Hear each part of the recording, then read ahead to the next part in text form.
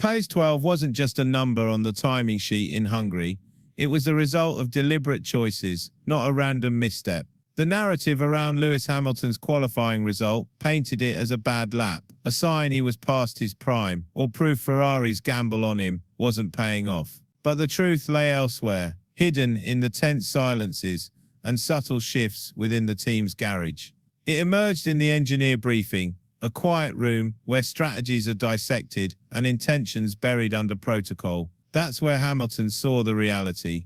A reality that wasn't about pace, but about a pattern that began long before the race weekend. In a post-qualifying interview, Hamilton said, "There's a lot going on in the background that's not great." The media dismissed it as frustration, but insiders recognized it as a signal. Ricardo Adami, Hamilton's race engineer, understood it best. More than just the voice on the radio, relaying tire strategies, Adami has access and influence, decoding the unspoken within the team. Insiders say he didn't just relay Hamilton's feedback that weekend. He passed on a warning about the car and the team's direction. That warning carried into the post-FP3 debrief, a usually calm, technical meeting that took a different tone. Hamilton didn't shout. He didn't need to. He looked across the room and said, "You ask for feedback, then ignore it when it threatens your plan." Those in the room noted the weight of his words, unreleased in any official clip, but sharper than any outburst. The data backed him up. Hamilton had requested setup changes for rear stability to ensure the car was predictable under braking.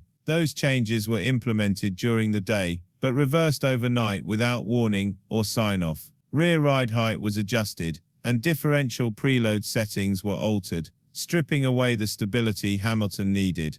The FP3 telemetry revealed this wasn't an experiment gone wrong. It was a deliberate choice. Someone had decided to leave Hamilton exposed, and it showed in the car's performance. Throughout practice, Hamilton and Charles Leclerc chased different setups, a standard approach. Hamilton prioritized rear stability for confidence in corners, while Leclerc focused on rotation. By Saturday morning, Leclerc's setup remained untouched, but Hamilton's was undone. The reverse settings, ride height, and differential preload disrupted his car's balance. The question echoed in the garage: who authorized this? Not Adami, who fought to keep the changes. Not Hamilton, who had made the original request. The answer pointed higher up, to someone who didn't just disagree, but overruled Hamilton's input. By Q2, Hamilton sensed the issue. He radioed, "It won't hold under braking." It was a clear warning, not panic, but Ferrari ignored it.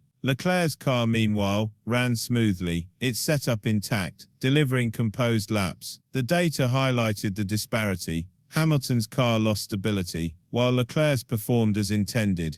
This wasn't about driver skill. It was about a team choice, prioritizing one driver over another. After qualifying, Hamilton stayed focused, requesting a brake migration tweak to salvage the race. Ferrari denied it, citing protocol and the setup freeze. Yet, around the same time, Leclerc requested a tire blanket recalibration, a change impacting race performance, and it was approved without issue. Same team, same rules, but different outcomes. The pattern was unmistakable. Hamilton faced barriers, while Leclerc found open doors. P12 wasn't bad luck. It was the result of calculated decisions. On Sunday morning, the pre-race briefing brought the tension to a head. In a room with no cameras, just drivers, engineers, and data, Hamilton broke the silence. He asked, "Do you want two cars, or just one?" The question froze the room, not an outburst, but an accusation about trust and treatment. Adami didn't speak, but flipped to the next page of his strategy sheet, a subtle gesture signaling his alignment with Hamilton.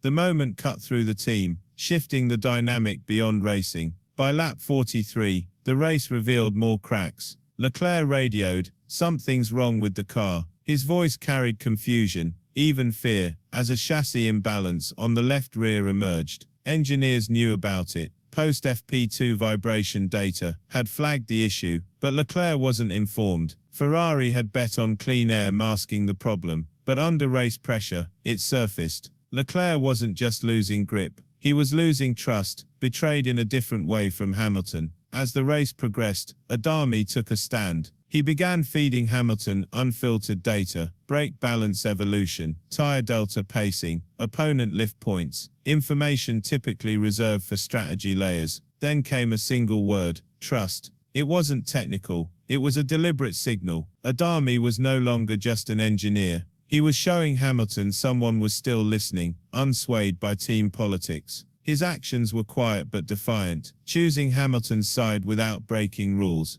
Post-race, Ferrari deepened the divide. Instead of a unified debrief, they split the team. Leclerc met with technical chiefs and performance leads, while Hamilton was sent to a smaller room with Adami and 2 data engineers. The official reason was time optimization, but insiders saw it as containment, an attempt to silence Hamilton's influence. Yet, Adami countered again, bringing the full, unfiltered master telemetry set. This wasn't about efficiency, it was a rebellion, a line drawn in support of Hamilton. Then came a voice from outside. Laurent Mekies, former Ferrari strategist, now with Visa RB, broke his season-long silence. Speaking off record to a French journalist near the paddock, he said, "It's not that Lewis is learning Ferrari, it's that Ferrari is learning Lewis." The words carried weight, coming from someone who knew Ferrari's inner workings. They confirmed Hamilton wasn't adapting to the team, he was forcing it to confront its own contradictions. P12 was never the real story, it was a symptom. The true battle unfolded behind closed doors, in briefings, datasheets, and silent gestures.